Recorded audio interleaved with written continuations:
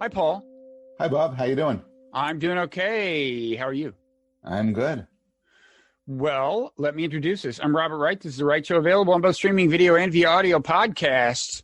And this is an episode of The Wright Show that falls under the rubric Psychopolitics, because we're going to talk about things, including politics, with a noted psychologist. That would be you, Paul Bloom, professor of psychology at Yale, public intellectual, author of a number of books, including most recently Against Empathy, author of a New Yorker piece that we will talk about perversity and unruliness.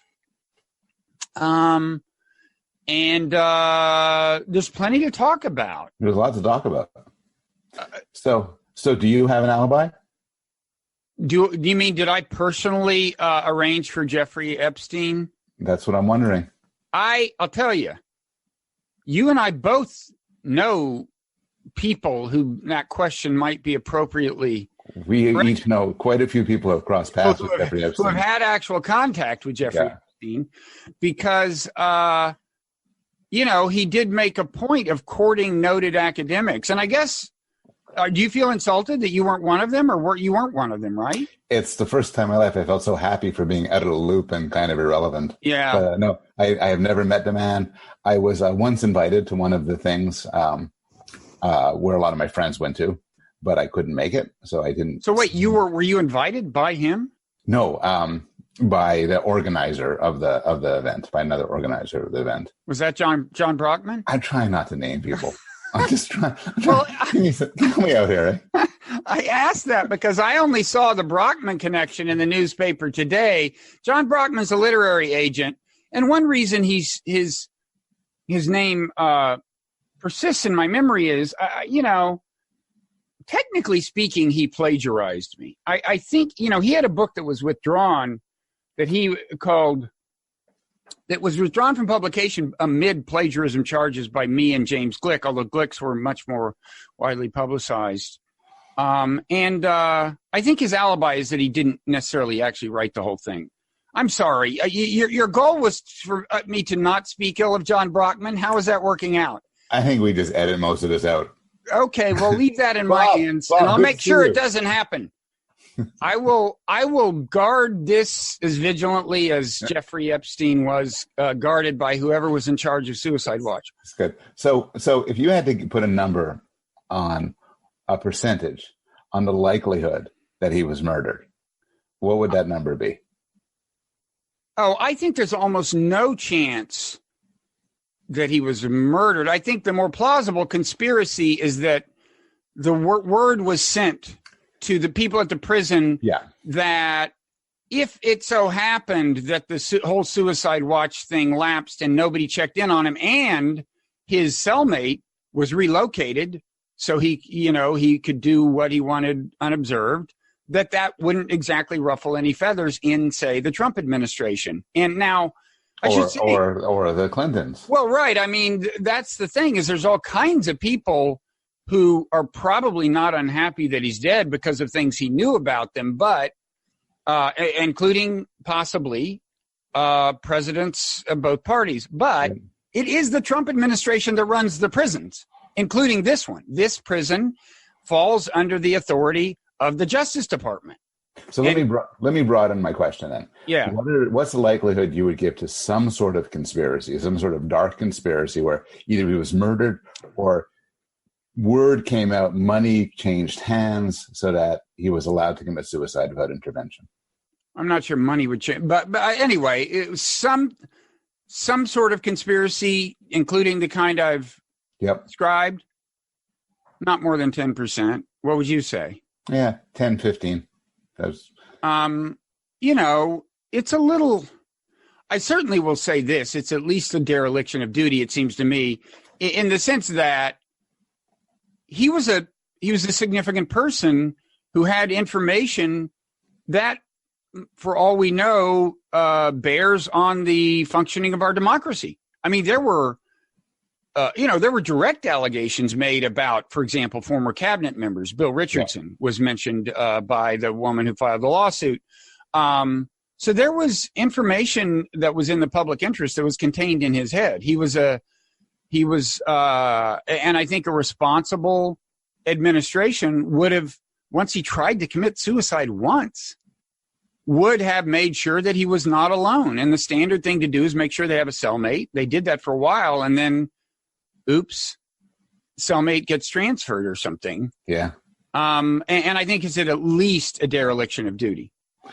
I agree. So all that makes sense, except I've heard a lot of people say that, look, this is how prisons are run. Prisons are Oh, I don't doubt that. Cruelty and incompetence. And just because this is a basically what went wrong was Epstein was treated like everybody else, and there was no care taken. And it's just incompetence. That's probably what happened, but that is incompetence. But I mean, beyond the ordinary incompetence we see in these institutions. Because again, but I have a question about this, the number of people we know, and I do want to mention a couple of some things that some of them have actually said publicly about Epstein. Certainly the thing that Robert Trivers said, but or Roger Schank in an interview in the what did Roger? Is he the AI guy? Yeah, that's right. He's a psychologist and AI guy. I think of him mostly. He was did some foundational work in psychology. Now he's an AI guy. And what did he say? He expressed he had a kind of, what Epstein did was no big deal sort of attitude. Several people. Well, now that's kind of what Trivers said. I have the Trivers quote here. I thought I had the Trivers quote here. I guess I don't have, but oh yeah, here it is. He's talking about how females in our species mature faster than they used to. He says by the time they're 14 or 15, they're like grown women were 60 years ago. So I don't see these acts as so heinous. He's probably right on the facts, but as for the heinousness, it seems to me you would want to take into account not just the physical status of the females, but the psychological status and how much damage may have been done and whether he exploited them and was coercive and so on. Yeah, I mean, in some way, Trivers might well be right, but you take the world as you find it. So it's not, if you exploit a 15-year-old, it's not an objection. It's not a defense to say, 100 years ago, 15-year-olds were made of hardier stuff, and we would do this all the time. Well, we live in the world now. I mean, we've both had kids and have kids, and 14, 15, 16-year-old kid is in our society not a full-grown adult. Right. And doesn't get treated as such, and is not prepared to be treated as such. Yeah. We should say a lot of people may not know who Robert Trivers is, but he made foundational contributions to the study of animal behavior, including evolutionary psychology. And some of his work pertains to sex, but he's also, let's just say, eccentric. I think we can safely say without fear of overstatement. He's rather eccentric and purposely provocative. And, I think there are some interesting points here. This isn't the first time this situation has come up. He's often referred to as Epstein, referred to as a pedophile and referred to as abusing kids. And I don't think that that's quite right. I think there's some interesting and morally important distinctions to be made between Epstein, who's procuring, maybe coercing, doing all sorts of terrible things to teenage girls, is different than if he was acting upon 7, 8, and 9-year-olds. And blurring them together, I think, it leads to all sorts of conceptual moral confusions. Yeah, well, it's just I think for starters, it's a different psychology that we can attribute to him, right? I mean, pedophilia is traditionally understood as an attraction to prepubescent people. Is a different. It's just psychologically in terms of what's going on. It's a different thing. And I mean, it's literally abnormal in the sense of being unusual. Yeah. And I don't imagine you go around using terms like unnatural, but it's also something that doesn't make sense as a normal behavior in light of evolutionary psychology. It's not something you would predict, and it's not something you see very much. And it's a different kind of thing from what, from what Epstein exhibited, which was an attraction to women who were sexually mature, but for various reasons, he should have treated differently. Yeah. No, I think in some ways behavior is worse. I mean, if he preyed upon children, I think the effects of his behavior would have been much worse on people. But to be a pedophile, to have pedophilic desires is to me a terrible curse. It's if my worst enemy in the world, I wouldn't wish upon them to have pedophilic desires, to have, to have your sexual fantasies and desires directed towards young children. What a horrible, horrible thing. And it doesn't render them, still morally responsible for what they do. But still, it is what they do is in some way a byproduct of their mental illness. I think Epstein doesn't have that excuse.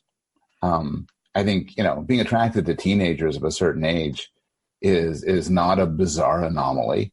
I'm doing some reading on pornography for this book I'm writing, and there's all this data on the sort of searches people put into porn sites. So, and one very popular one is teen. Mm-hmm. People say, oh, well, yeah, but that's 19 and 18 and maybe 17, not 16 and 15. Okay. But it's still, the idea of being attracted to teenagers is not a bizarre, freaky thing that people are stunned by. It's kind of, it's kind of common. And the idea of having sex with teenagers is something many of us, men and women, when we were teenagers, were really into. The problem of having sex with a teenager isn't simply having sex with teenagers, being an adult, and there's an age difference and a power differential, and right. Epstein, all sorts of coercion and cruelty. But he doesn't, somebody doesn't have to get out of jail free card of there's something really wrong with him. Yeah, I think that's true. And that's, one way to look at it is kind of the there but for the grace of God go I question. It's like when you read about a pedophile, you don't think, wow, that could have been me. It just seems so weird. Now, I got to say with Epstein, I don't think that could have been me either, but the sheer sexual attraction part doesn't strike me as nearly as aberrant, as true pedophilia would. And there's also, in terms of power differential, I think he preyed on women who were young, therefore somewhat naive, and they were not, I think some of them were in socioeconomic circumstances that increased their vulnerability. That's my sense of it. No, and I think there's he made moral choices, and by all accounts did terrible things and was a terrible person. What a weird. It's a. Well, go ahead. What were you going to say? I was going to say that one. Apparently, part of the story is that he pimped out these young women to other men, famous men who are now being accused. And I think that just shows that this isn't some weird unnatural appetite he had. Right. It was in some way a common appetite that he was hoping to exploit in others. And the thing about it is that if you're good people, you don't prey on somebody like that. And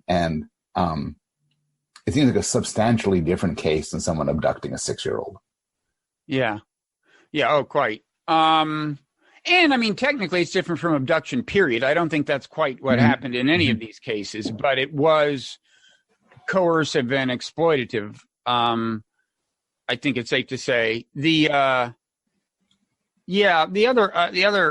quote, I don't know if you know Lawrence Krauss, but you certainly by reputation. Yeah, he was, and I should say I've had my public disagreements with him, so that's full disclosure. They're out there on video. But this speaks to what you were saying. He said he it turns out had gotten $250,000 for his program at Arizona State. And then for other reasons, Lawrence before this, a couple years ago, got caught up in the Me Too scandal. He retired. The program ended, I think, that this money went to. But anyway, he some years ago said, in kind of defense of Epstein, as a scientist, I always judge things on empirical evidence, and he always has women ages 19 to 23 around him. But I've never seen anything else. So as a scientist, my presumption is that whatever the problems were, I would believe him over other people. Two things. leaving aside the question of how Krauss knew they were 19 to 23, if he didn't actually ask for ID, maybe he did.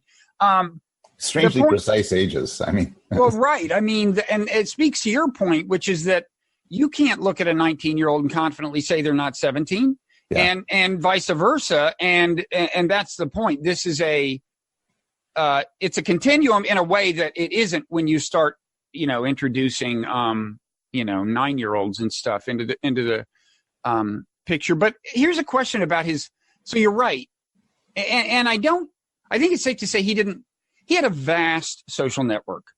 I think a lot of it came from giving out money, especially in academia. I think we'd both agree that given what we know, it's probably safe to say that not all of the academics who were in one sense or another in his network was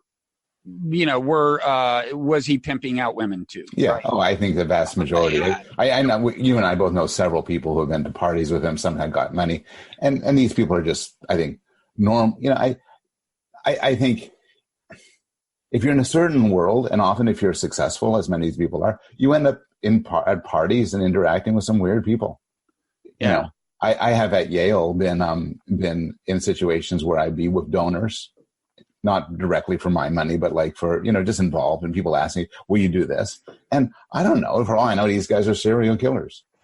Right. I mean, people in general tend not to really deeply interrogate the source of large sums of money that come their way. And I think there are a lot of academics who took money from him, and that's all. But one question I have of you is, has academia become more vulnerable to this kind of corruption, by which I mean not Epstein corruption per se, but just the kind of corruption money can bring? Has academia become more vulnerable to that by virtue of professors more and more being expected to be rainmakers? They're expected to bring in their funding. My sense is that 60 years ago at an Ivy League school, there weren't nearly as many kind of grants per faculty member. And there were highly esteemed faculty members who never got a grant. Maybe I'm wrong, but this has changed somewhat, right? I think it has. I'll say that at Yale, I'm lucky enough to be at a place where there's not an enormous amount of focus on grants. Mm-hmm. A lot of my colleagues have enormous grants. I have some money through grants and awards, but it's not a big thing. It's not fetishized. Mm-hmm. But I know of places where if you don't have a grant, you couldn't get tenure, and if you don't bring in a lot of money, your status is very low. So there's a lot of pressure to bring in money. I don't actually think, though. So the discussion is, and maybe this is maybe you and I've talked about it at one point. The discussion of the corrupting influence of money is only going to arise when the money comes from a source where they're pushing for some sort of research program or some sort of answer. And the debate in my field in moral psychology is largely around the Templeton Foundation. And these are not bad characters. I know many of them are really nice people, but they are an organization with a certain agenda. And so occasionally I encounter somebody who would not take Templeton money because they don't want to be co-opted in that agenda. Mm-hmm.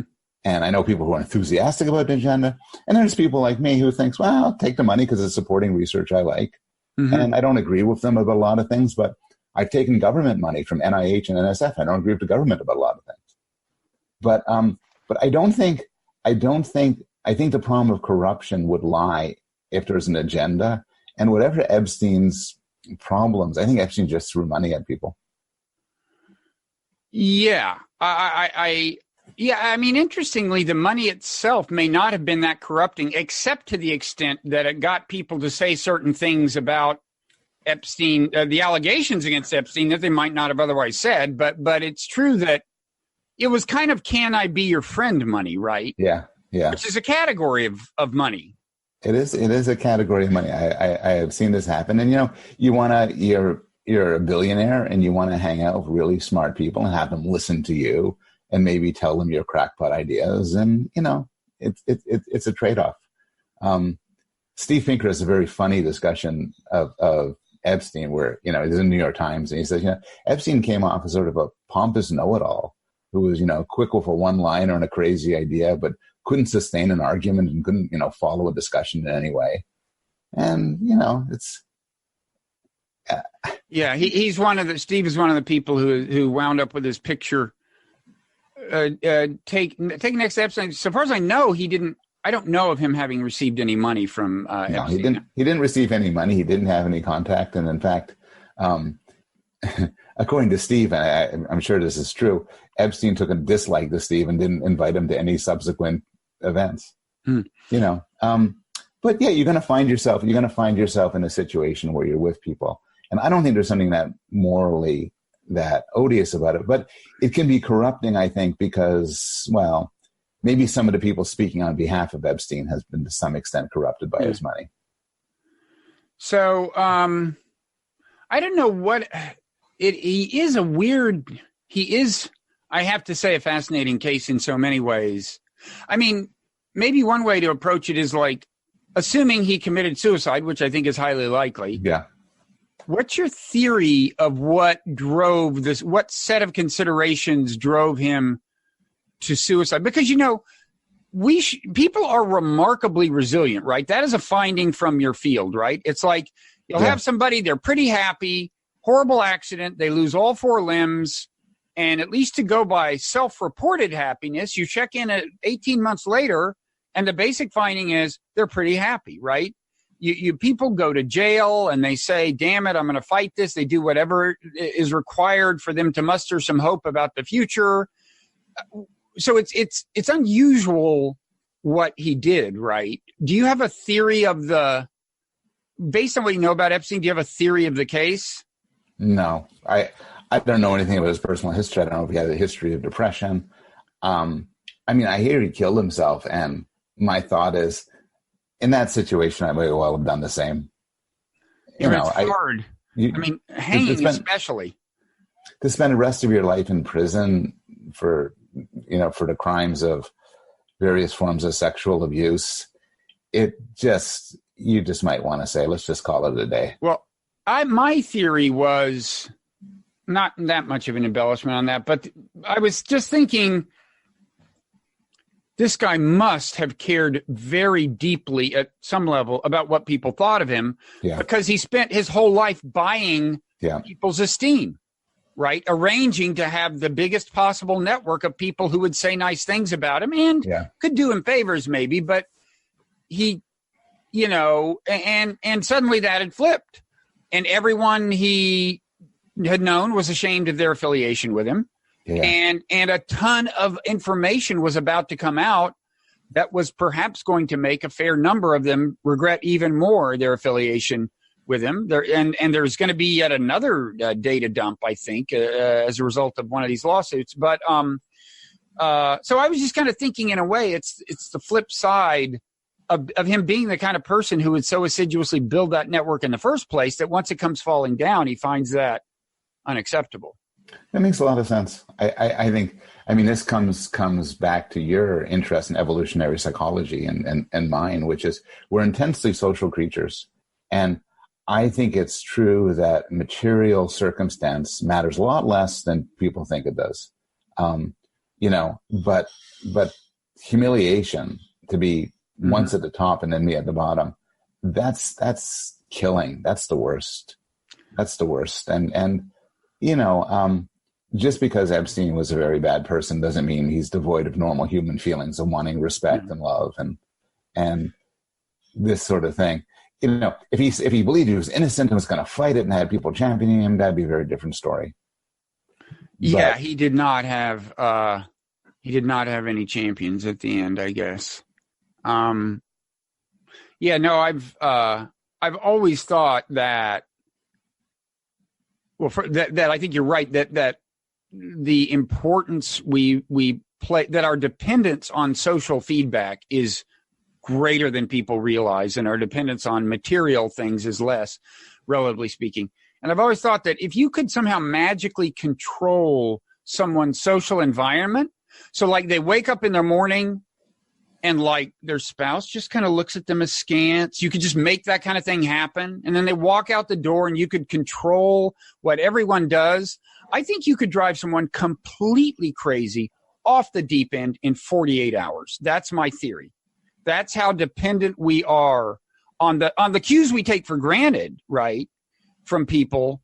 But are very important. That's my theory. I think you're right. There was everything in the end comes back to a Black Mirror episode, and one of the ones had some sort of thing in the real world where people could actually block you in the real world, so you can't interact with them, and someone could be a social pariah, and that would just, I think, kill you in maybe 24 hours. I think it would just wrench you apart.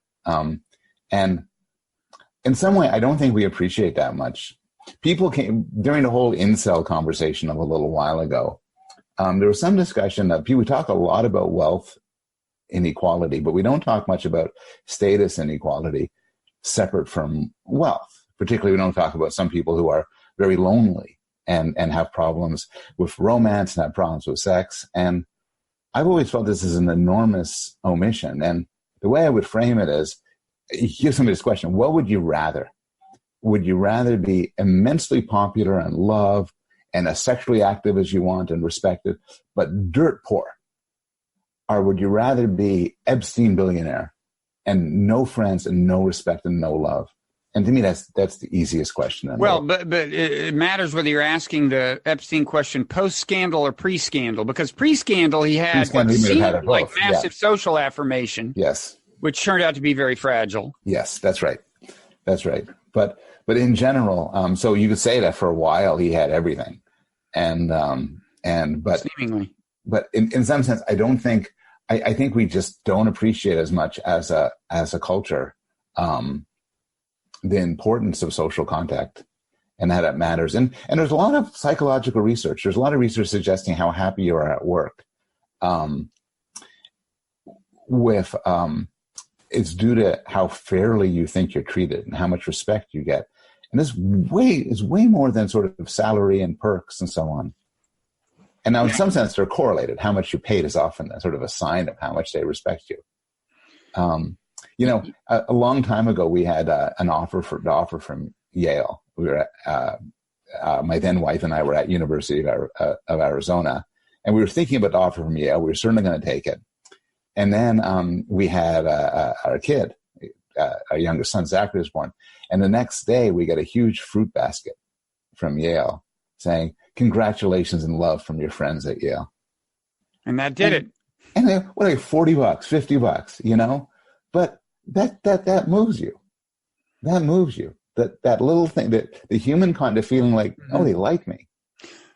Yeah, they really want you. I mean, you want to be really wanted. It isn't even that you're mistaking that for the kind of sentiment it would represent if it came from a family member. You're not that confused, right? It's just that they must really want you, and you like to be wanted.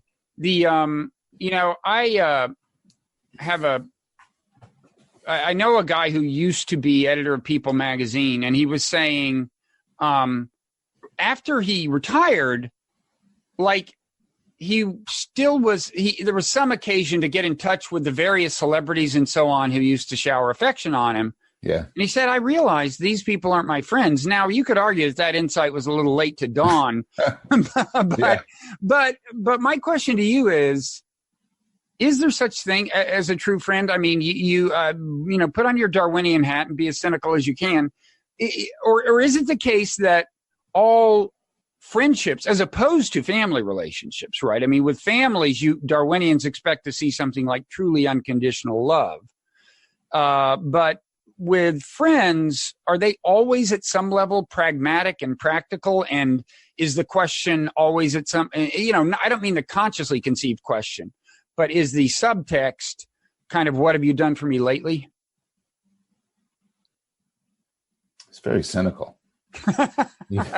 even for you. It was a question. I didn't answer it. It was just a question. I think here's one way to conceptualize it. And actually, I owe this a little bit to my colleague, Margaret Clark, who studies relationships. Suppose you and I are just not friends at all. We're just like colleagues or just strangers and everything.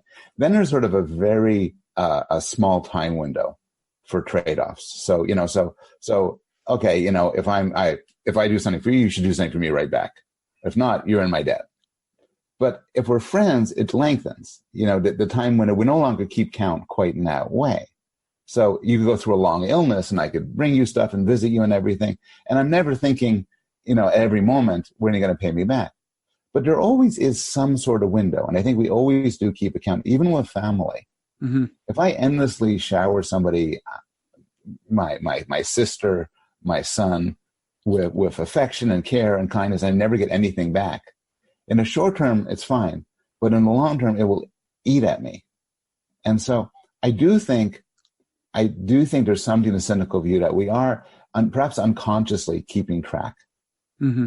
So Margaret Clark argues in some ways there's a good marriage and a bad marriage. A bad marriage keeps track just in the moment. So so you bring your partner a nice breakfast and you say, and then right. You wait for something good to happen to you, and that's a horrible way to have a relationship. But on the other hand, even in the very best marriages, you will know when you are constantly doing so much more than the other person. Mm-hmm. So, I mean, long-winded answer to your question, but I think we always calculate. It's just sometimes it's over a very long window. And if it's a long enough window, it's almost indistinguishable from true friendship or true love. Right. And we calculate less, or at least less consequentially, with, say, offspring, right? I mean, yes. But my daughters would have to really neglect me for a super long time before I wouldn't still be willing to sacrifice for them to some extent. Offspring may be an exception to what I'm saying. Well, kin selection predicts that it would be. I mean, yeah. The logic of kin which explains, we think, family, altruism within the family, at least, well, there can be both kinds of altruism within the family, but the baseline kind of devotion toward an offspring, maybe a sibling, is predicted to be in a certain sense unconditional. I mean, the logic is they have some of your genes in them, and so it makes sense to help those genes. Yeah, and you see this in cases where people have like a severely disabled child. Mm-hmm. They could then spend the rest of their life taking care of the child with nothing in return. Yeah, and they will still love the child and do that. I was wondering. I mean, it's one of the shames of one of the many missing parts of my field is you open up a social psychology textbook, you don't find enormous chapters and chapters on friends and family, even though evolutionary theory says these should be incredibly rich issues.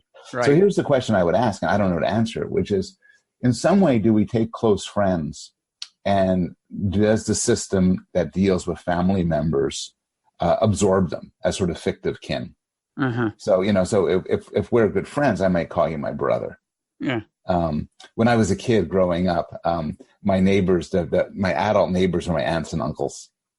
And so we used the language of kin to kind of manufacture and gin up family-like affections. And maybe your best friend in the world really does sort of is treated in your head like your brother.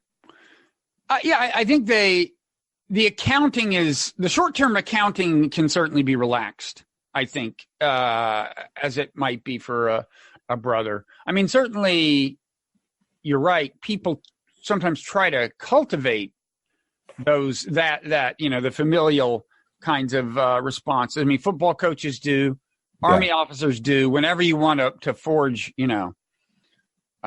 something durable. So here's a question that will lead us to another timely topic. It's about mass shootings. You mentioned incels, which sometimes plays into that question, but the biggest recent one was in El Paso. Yeah. Which, by the way, the shopping center where the shooting took place was literally less than half a mile from where I went to third and fourth grade. School I went to third and fourth grade in. Really? El Paso. Yeah, we lived there for 3 years. My dad was in the Army. And we lived in Cielo Vista was the neighborhood. This was Cielo Vista Mall. I don't think the mall itself existed. I think maybe it was desert where the mall was. But it was, I would walk to school. And then if I had kept walking in that direction for as long as it had taken me to get to school, I would have been like right about where this Walmart was. And which gives me absolutely zero insight into the shooting. But I do have affection for personal connection. Yeah. But I guess a couple of issues have come up that are relevant to your line of work. One is the whole mental illness question. Yeah. Trump said afterwards the guy was mentally ill, and it tends to be the case that explanation for these is favored by one or another ideological group. So, for example, if it's an Islamist radical terrorist, you're more likely to hear on the left the mental illness explanation, not from me. I don't really think that makes sense from a proper leftist perspective, but I needn't get into that. But anyway, the point is, there's sometimes whenever a killing has an ideological, whenever a shooting has an ideological vector, there's one group that's more inclined to the mental illness explanation. What's your take on all that? So I think there are some well-known cases which really were motivated by mental illness, schizophrenia or something like that, where there's terrible crimes, serial killings and so on, which have people, honest to God, mentally ill. I don't think this is the norm for mass shootings. I think mass shootings are just caused by people with terrible histories and horrible ideologies. And there's a lot of work in my field on moralistic violence. And the thing about these mass shootings is a lot of times these people don't think, I've totally lost control, or I'm going to do something I'm ashamed of, or whatever. They think I'm doing something which is right, which is morally good. Mm-hmm. And I think that some of these high-profile cases are just like that. There's differences. There's a category like El Paso, I understand, which is sort of very ideologically motivated, and then there's cases like I think the Pulse nightclub shooting. Sometimes we use cases of high-scale vengeance. You've humiliated me. No, I think Pulse was ideological. That was the gay club. But apparently the guy didn't know it was a gay club. I know that they had the ideology wrong. But what he did do, he called 911 and immediately started talking about the Muslims who were being killed by Americans in whatever the countries were at that point, Afghanistan, where he totally was ideologically motivated. Okay. And this is one reason I said I think sometimes it's a mistake for the left to just dismiss these things as mental illness. No, I think in this case, I personally think all these guys maybe are in some sense mentally ill, but that's not to say that what they do isn't the result of intelligible, discernible forces. And in this case, I think he did what he did in reaction to American foreign policy, which doesn't absolve him of the killing, but it's always worth knowing why things happen as you think about future policies. And so that was not that was a case where they got the ideology wrong. That was not an anti-gay shooting. That's fair enough. Maybe a better example then would be a case of a school shooting, where sometimes, I think not in the recent case, but sometimes by a student, for example. Yeah, by a student. Sometimes it's a kid who's humiliated and ashamed and wants to strike back. Sometimes it's ideological. Sometimes it's just a kid wants to die and decides to take a lot of people with him. And I think there's a host of causes. I don't think the people who do these things, there's a sense in which that by definition, if you do something like this, you're not entirely right in the head. Right. I have some sympathy for that. But I think that's different from saying they're mentally ill in some interesting way, like they have schizophrenia or they have a manic depression or something like that. I think typically, no. I think it's ideology mixed with a terrible upbringing, mixed with a gun culture, mixed with a lot of, and there's a lot of discussion about the role of misogyny connecting these things. I think I'm somewhat skeptical, but I think it's interesting. Well, it depends on the killing, right? Some killings I assume are more amenable to that explanation than others. Well, so the claim is, there's the Elliot Rodgers where the guy says, I'm a misogynist, going to kill as many women as I can. That's an incel killing? Yeah, he's the uber incel guy. But apparently there's very strong correlations between people who do these things and people who have a record of assaulting women and domestic violence. Now, part of the problem with these analyses is there's been a lot of discussion over serial killers and animal cruelty. And it turns out a lot of serial killers were cruel to animals. Mm-hmm. But then people do the work and they find that, well, a lot of kids are cruel to animals.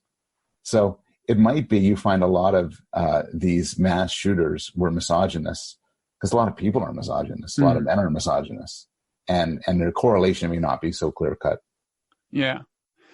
I wonder if the two of the kinds of scenarios you sketched, like horrible upbringing and or horrible social experience, right? Yeah.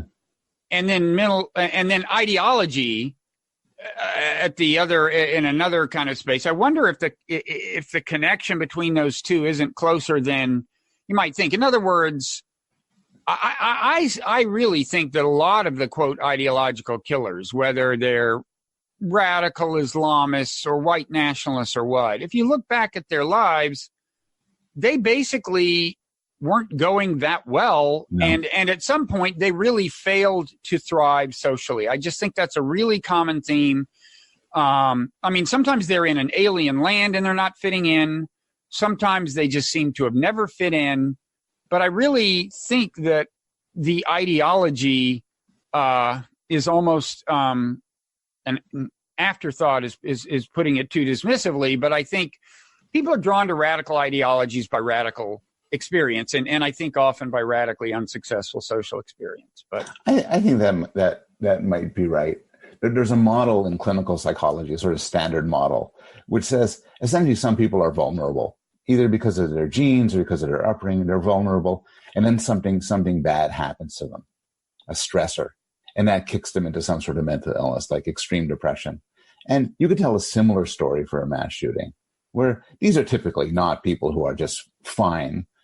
They've had something bad about them for a while. You see signs of this all over the place. And then something comes along. And I think in some cases it is ideology. It's ISIS. It's white supremacy. And it makes them feel good and kind of gives a coherence and meaning to their lives. And it often gives them a social, the kind of social support they've lacked. Yeah. Yeah. But now, go ahead. I don't think it's mental illness. I don't think it's simple ideology. I think it's some combination of ideology and pre-existing conditions on the part of these people. Yeah. Now, there was this radical view by this guy, Thomas Szasz. Do you remember that name? S-Z-A? Yeah, he wrote a book called, I think he wrote something called The Myth of Mental Illness. Yeah, he did.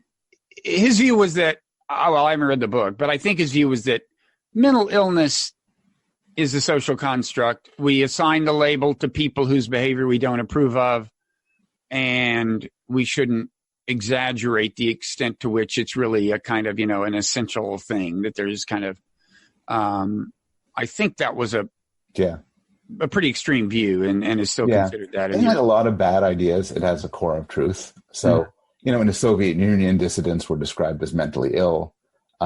For a long period in North America, gay people were categorized as mentally ill. And so, there's some truth to that.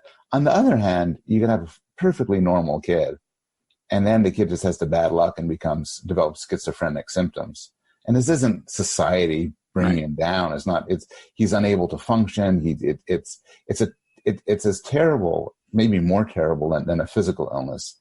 And to treat it as anything like an illness is I think, kind of crazy. It's kind of cruel. You mean to treat it as not an illness? Yes, my sentence got mangled, but to failing to see schizophrenia as an illness, I think is a huge mistake. Or severe depression or obsessive compulsive disorder. Anybody who spent any time with people who have these mental illnesses, it's pretty clear they really have something wrong with them. Yeah, and this isn't society. It's not society attacking people for being different. I mean, another insight Szasz has is often there is the claim that even for schizophrenia, which I think is a full-blown illness, if it's more normalized into society and not made such a big deal of and not stigmatized, it could be better for people who have schizophrenia. Mm-hmm. That seems true. Now, when it comes to explaining mass shootings, you are not a fan of the video game explanation, I take it? No, I think it's always good to have examples of really, really bad explanations. Everything gets so muddy and confused, and maybe this is right. The video game explanation is terrible. It's terrible on every level. I'm actually not as dismissive as you are, so go ahead. Good. This will be interesting. So I think it's sort of, one thing is, as the amount of, there are countries which are obsessed with video games and are incredibly peaceful. There are countries which have little video games and are violent. There's been a tremendous rise in video game usage in America over the last many, many years, coinciding with a drop and also a dramatic drop in violent crime. And then the laboratory studies, which are supposed to be at least this last gasp of the video game thing, they tend to show small effects in the immediate short term of a kind of obvious stuff. If you're spending 2 hours playing Halo, a first-person shooter, and then we test your aggressiveness 2 minutes afterwards, maybe you're kind of pumped up. Half hour afterwards, who knows? There's some weird correlations saying that, very violent kids tend to be more likely to play violent video games. But of course, the causality there goes every way. Yeah. I mean, I guess my view is, first of all, I wouldn't necessarily expect, I would think if there is an effect, it's an effect that is manifest in a very small percentage of the video game playing population. Mm-hmm. By definition, if we're talking about something that can explain acts of mass violence, we're talking about a minuscule fraction of the population.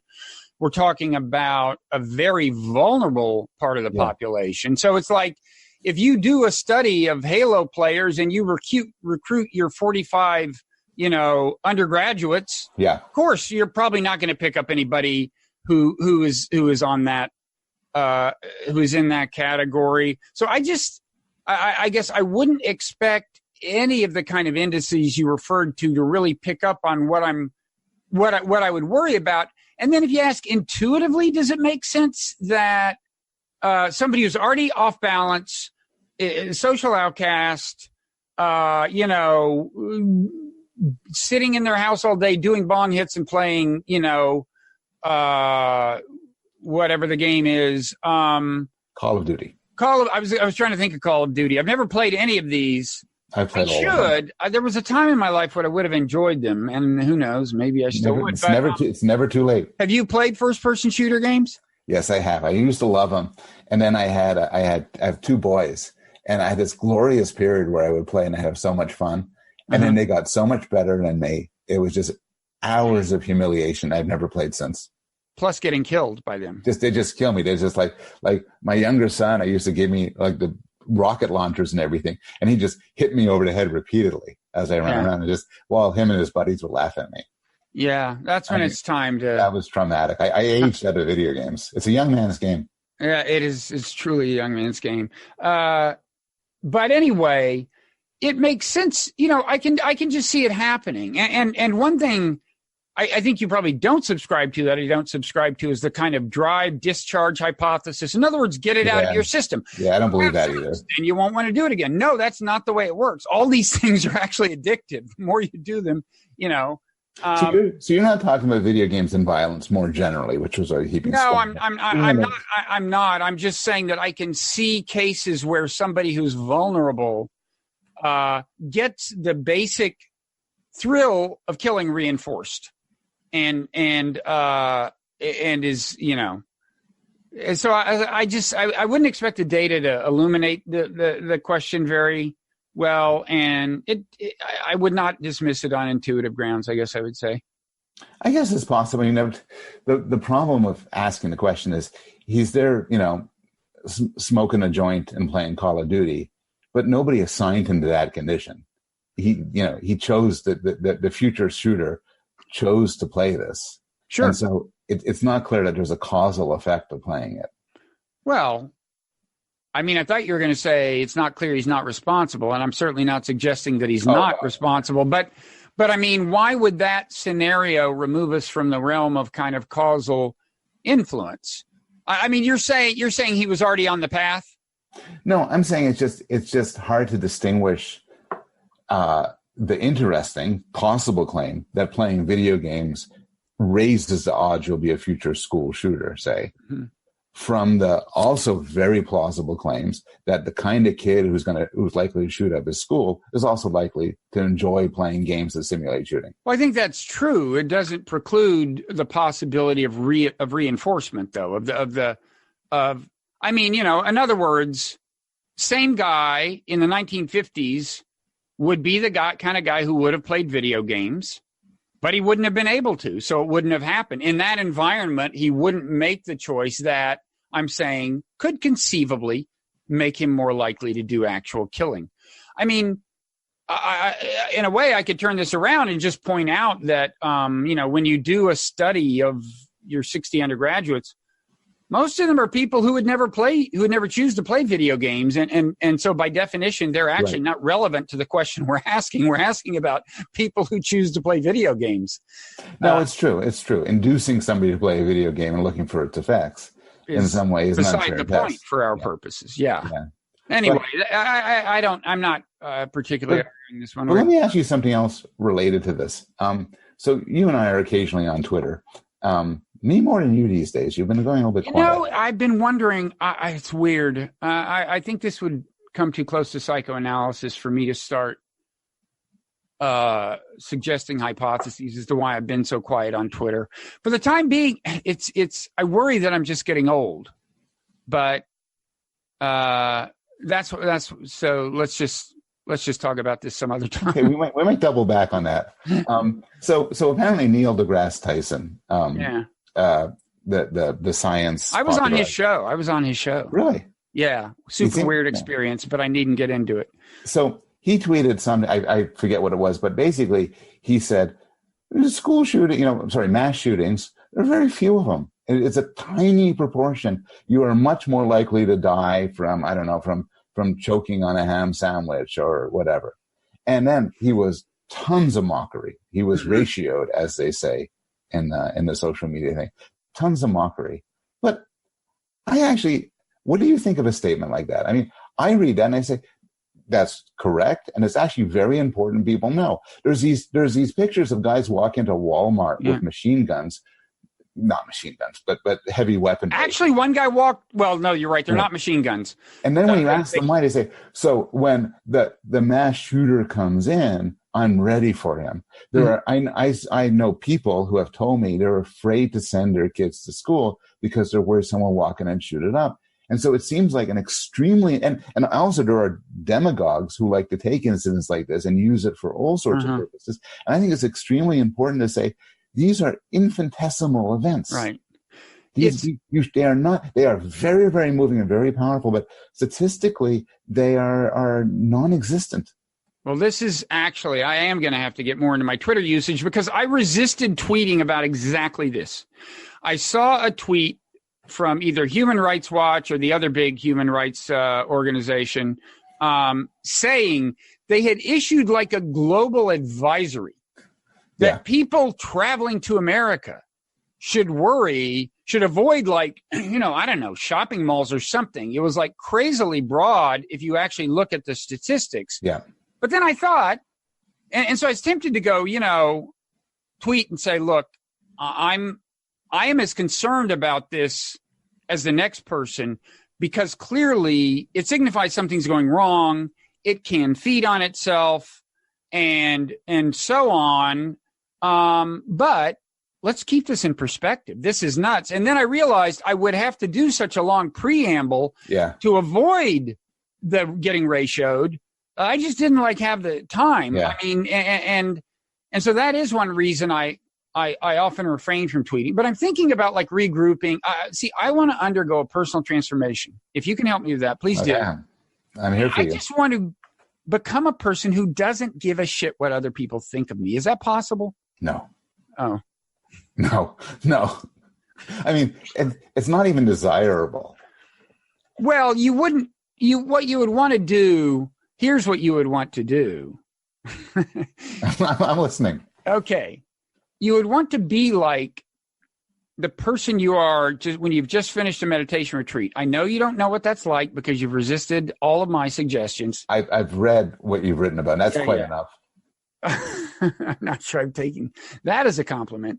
But anyway, it's like you're ethically solid. You don't want to harm anyone. You're trying to be a force for good, but you have tremendous equanimity and are not that disturbed by normal disturbing social forces, such as people thinking that you're an asshole.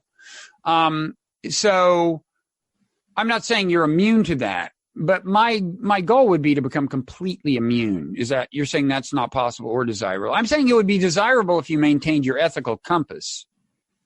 notwithstand, if your ethical compass derived from something other than fear of social feedback, then I think it would be good. And I would like you to help me. If you could just devote a few hours a week, Paul, to counseling me until I reach this point, I'd really appreciate that. I mean, in some way, I understand what you're saying, which is if I could throw a switch and not care at various times, my life would be so much better. But the argument against it is that sometimes what other people think is normatively relevant because they could, sometimes we get off the ethical path and the right people could put us back on. Mm-hmm. And it's like, let's take it up from the moral realm. Suppose when I'm doing my scientific writing, I say, I really wish I didn't care what people said when people criticize my work and all the nasty things they say. Well, that make me happier. But sometimes the people say nasty things, it's worth listening to them. Maybe they tell me, and everybody tells me I'm full of shit. Maybe there's a Yiddish saying, which I've used a few times, which is, if one man calls you a donkey, ignore him. If two men, start to listen. If three men call you a donkey, get fitted for a saddle. And that's not a bad algorithm. No. And it wouldn't be a bad life to be fitted for a saddle. That's a very Zen response. I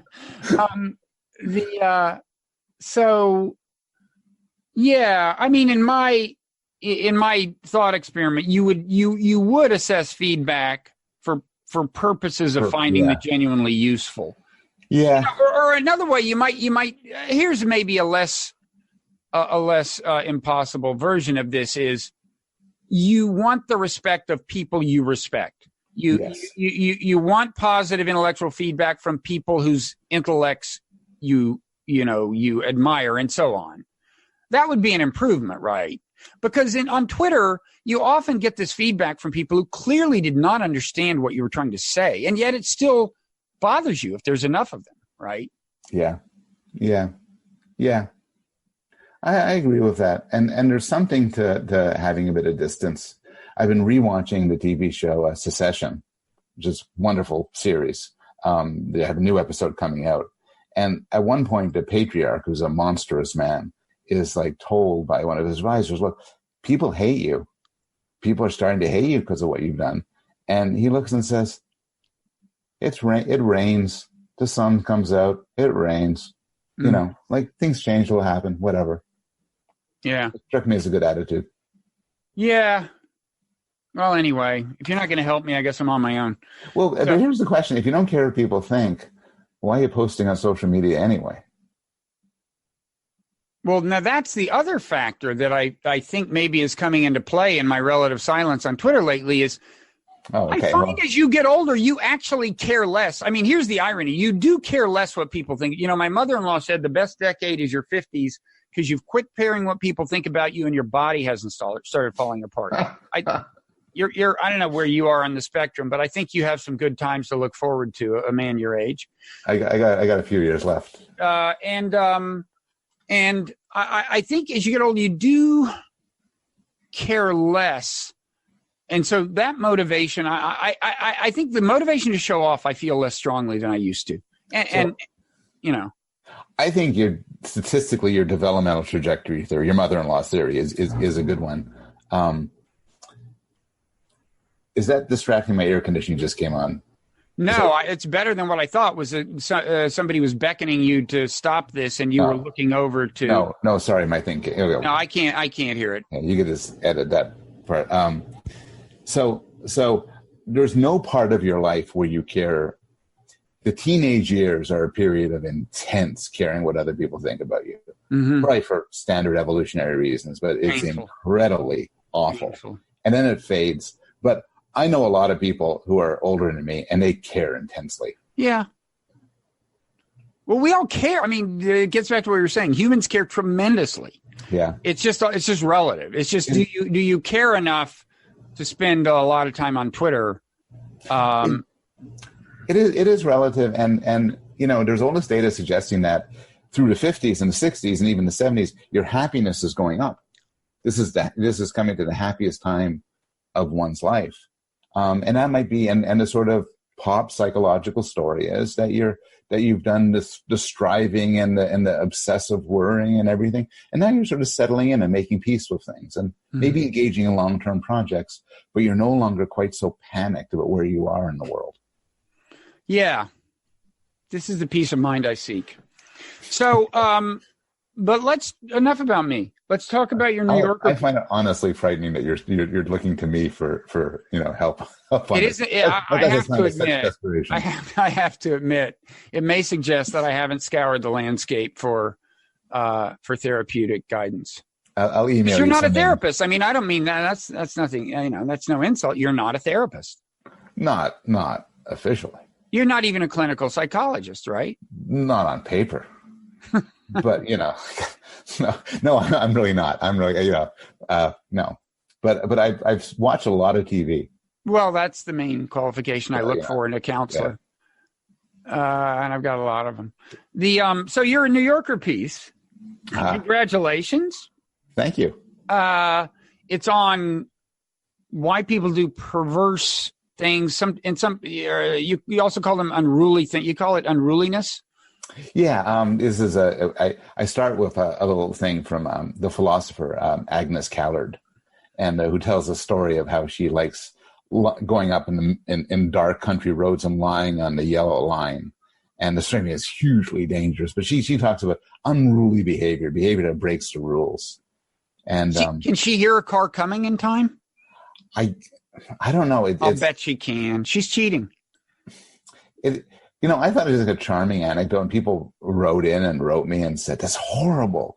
What would be, what if somebody ran her over? What would that do to her, to not kill her, but also the person who did it? But I think the idea is she lies there and the cars whiz by. Ugh, that's nuts. I'll bet she doesn't do that. Does she? Did you? I want to talk to her. You should interview her. She is a beautiful writer and has a lot of very interesting things to say. That's crazy. But don't devote the whole. This is when she was young. Still, I'm chastising her, and I'm not taking it back. In any case, so I like to call it perversity, and the general question on that. Like, take that as an extreme example, but the general case is why do we do things? Why are we in situations where we know the most rational, moral, respectable thing to do, and then choose to do something else? And so. I look at different theories of this. My favorite answer to the question is a sort of existentialist one, which is we like to exert our willpower. And if you, Bob, always do the most sensible, rational, utility maximizing thing, what good are you? What good is your consciousness? You're just going around, just pursuing the decision tree in its highest number. And sometimes you just say, I'm going to break loose of that. I'm going to do something which is totally unexpected and different. And often there's a pleasure. I just did something like that big time, actually. Yeah? I'm not at liberty to share it with you. Okay, we'll be reading this in the New York Times. As things turned out, no. That's okay. So that's, but one question I have is, should you expect a grand unified theory of unruliness? I mean, first of all, should unruliness in one sense of the word even surprise an evolutionary psychologist who's not like a naive group selectionist, right? Like you, in the piece you recount, St. Augustine in Confessions puts a lot of emphasis on how as a kid he went around with a group of guys stealing fruit from trees, even though they weren't going to eat the fruit. Yeah. So why did they do it? His explanation was evil, that they were attracted to evil. That's not your explanation. But I guess, is it that mysterious? I mean, you would expect, it's not surprising me that people test the rules, especially when they're young, figure out, well, what can you get away with in this world? And then there's all these other dynamics going on. Like there would have been the leader of the group who's testing his strength as a leader, their allegiance to him. Will they follow him? There's a lot of stuff going on if you break it down that doesn't seem to me super shocking. And yet that might be different from the explanation I'd give. Like you mentioned, the seemingly perverse way you test a loose tooth, even to the point where it hurts. Yep. That on the other hand, that has the arguably adaptive value of getting the tooth out ASAP, right? So, but those would be two different explanations for two different things that arguably are adaptive, but not grand and unified. I agree with all of that. I think that a lot of seemingly perverse actions are actually do serve a rational purpose. So in one category of purpose could be signaling something about yourself. So I go ahead and I give a bunch of examples from art, but I point out those aren't really often that perverse because it often yields to artists a lot of fame and respect. So Banksy did this wonderful stunt where when one of his artworks was purchased, a machine came and ground it into strips and destroyed it. And you can say, how perverse to destroy an artwork. But of course, it just was an enormous success. Right. Tons of money for everybody, respect for everybody. And it doesn't count. You don't get to count as something as perverse if your bank account doubles as a result of it. And people say what a wonderful person you are. But I think there's enough examples of sudden perverse actions. And I think that there might be a higher order rationality to it. So the example I gave, and you may well hate this, is to hopeful monsters in evolutionary theory. Right. So the idea of the hopeful monster, which, even Dawkins concedes, it might happen sometimes. And it is you have this crazy ass mutation that takes you totally in a different space. And most times when it happens, it's bad for you. Most times you just do that. It's bad for you. But sometimes it works. And I think we sometimes do that in our everyday lives. We see in our narrow space, if I do this, it's better than doing that. But you do this totally different thing and see what happens. Right. So Dawkins, who generally was a fan of very gradualistic evolution, incremental change, I guess was acknowledging that the so-called hopeful monster, macro mutation, big genetic mutation that turns you into a totally different kind of creature. And of course, 9 times out of 10 probably just flat out kills the offspring, but has a chance of creating a coherent being of a different kind. And so you're saying, wow. So in your explanation, it's like certain kinds of perversity are experiments that could lead you into a space that would turn out to be very productive, an experiential space that you would then explore and find very productive. And even if there's also a high likelihood of That's right. And the standard evolutionary analogy for this is a landscape, an adaptive landscape. And the problem is you could be coming up a hill and each step will bring you to the top of the hill. But in a distance, there could be a much higher hill. Mm-hmm. To get to the higher hill, you have to make things worse. You have to go down or take a leap of faith. And some perversity is like that. I think, but I do in the end think some perversity is just a pleasure in exerting our control and our sense of free will. Mm-hmm. I mean, even then, sometimes it's funny. Like lying to a pollster, for instance, is a nice example. Apparently, a whole bunch of studies of kids, of adolescents had to get thrown out because kids who say that they're amputees or divorced or our parents are divorced are just making things up because it's fun. Yeah. Scott Alexander, the blogger, has what he called he is Slate Star Codex. Slate Star Codex. That's a fascinating phenomenon, that blog. That is extraordinary. I discovered it many years ago, and how could I have missed it? And this guy's maybe he's a psychiatrist now. I think he was a resident or an intern, and he writes these long, extremely creative posts on different things. Mm-hmm. And this one was on the number of people who say that Obama is Muslim, or that in his example, alien lizard men are actually running the planet. And he points out that the best explanation for this is people saying, so that's a simple explanation, but the best is that people saying, screw you to pollsters. They find it funny. Yeah. Remember a few months ago, they had this thing, the British government decided to do something to name a boat and everybody called it Bodie McBoatface. The winning thing. I mean, it was a new naval vehicle that was going to explore the Arctic or something. And they thought, hey, to gin up, public enthusiasm about this, we'll have a boat naming contest. And they were expecting some names like Intrepid. Yeah. Or Cousteau or something. And the winner was Bodie McBoatface. Now that, I think, at some point, everybody was just in on the joke. Yes. But that, to me, that is possibly the high point of Western civilization. That moment when they gave that name, the name Bodie McBoatface. That's what gives me hope. Personally. No, of course, they didn't actually give that name to the boat. They then said, well, a Pole's advisory, and you guys have really, But didn't they give that name to a lesser vehicle, like a life raft or something? Yes, they named a rat. But they called the actual boat, I think, the RMS David Attenborough.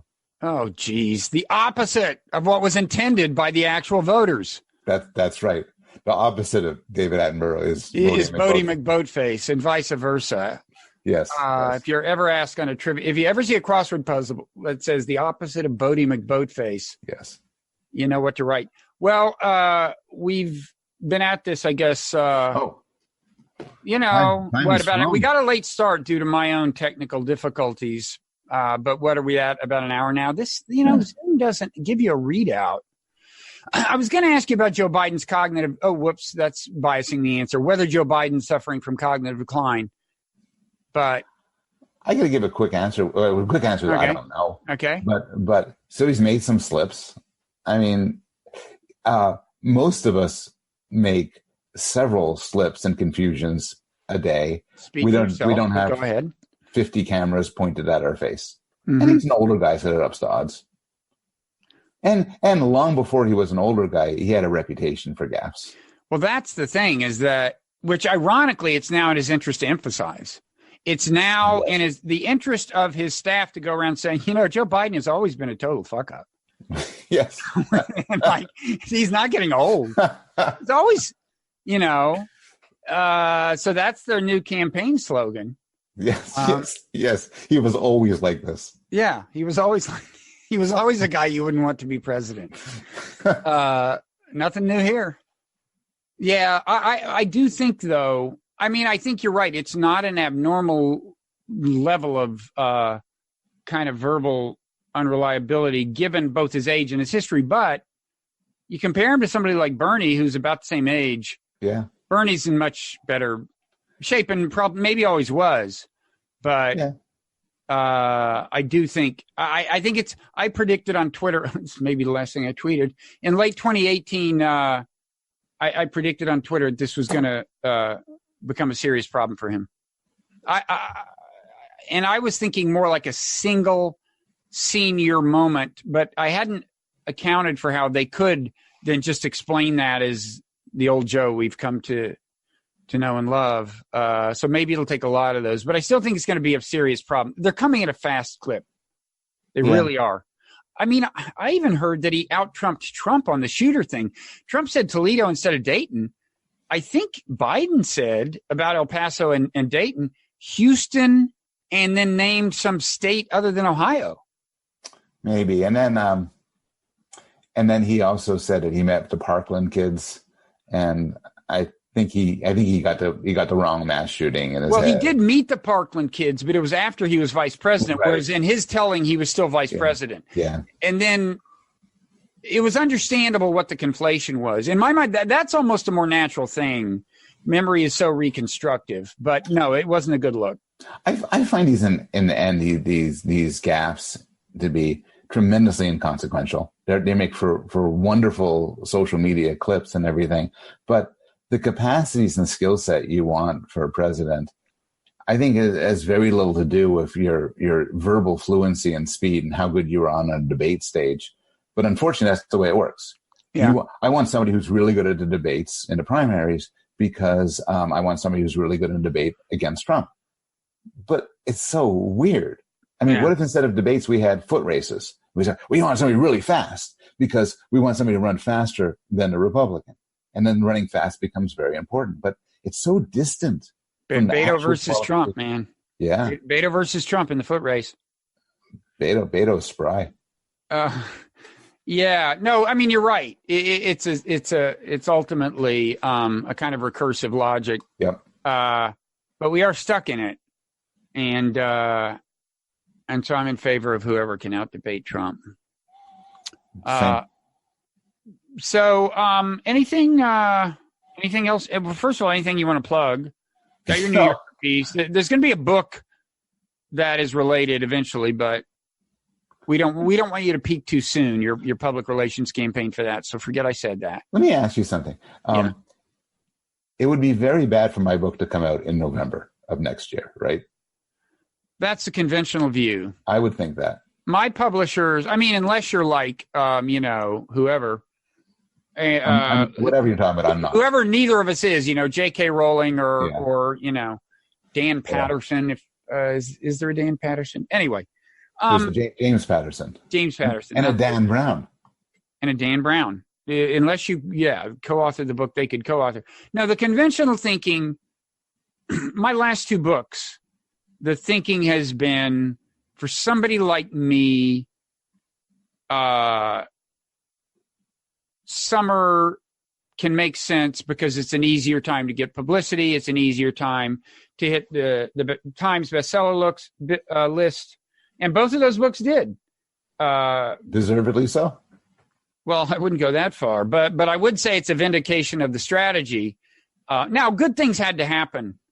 There were great pieces of luck in both cases, publicity-wise. But I think the conventional view for people like you and me is you're crazy to venture into the maelstrom that is the publishing industry in beginning after Labor Day, really. That's when they start bringing out the really big names, huge marketing budgets.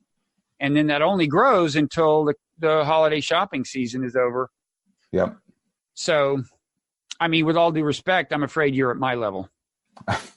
I'm nothing but honored to hear that. Okay. Well, I'm honored to hear that you're honored. So you, what else can we say? You tweet at Paul Bloom at Yale. That's AT, not the @ sign, which is at the very beginning. Yeah. I tweet at Robert Writer, WRIGHTER. And what is there any? Neither of us. Care. And I don't tweet, so that's wrong for me to say that. But you, so it's really a very low cost follow because I won't clutter up your feed at all. That's good. And what else? What else? That's it. I have nothing to plug. I'm just thinking deep thoughts, working on my book. You're on sabbatical. I'm on sabbatical. How long does that last? Technically, I'm not because it's the summer now. But I'm in Toronto now, and in September I return to Yale. Okay, you ready for that? A lot of work. No, not fully, but a lot of it has a lot of charms. It's good to get back together with friends and. Going to shave those whiskers before you go back? Well, think about it. Maybe I'll just grow more though. Yeah. I'm kind of in an in-between state, so maybe I should either just shave them off or just go the full Letterman. Yale could use a beatnik professor or whatever they call those young radicals these days. Beatnik's the word. Beatnik is the word? Is that the latest word? That's what the youngs use, beatnik. They probably don't, right? You're kidding, but I think they should. Kidding. It's time for that to become retro chic, don't you think, beatnik? I think beatnik could come back. Yeah. And I could also wear a zoot suit. I wouldn't go that far. I wouldn't go that far. But I would buy stock in beatnik. Well, thanks, Paul. Thanks for very having illuminating me. as usual. And enjoy the rest of your sabbatical. Maybe I will respect it and not try to get you back here before it ends, which after all is only a few weeks from now. But at some point, I will come knocking. I'm always delighted to be on. Okay. I bet you say that to all the podcasters. But anyway, thanks. Thank you.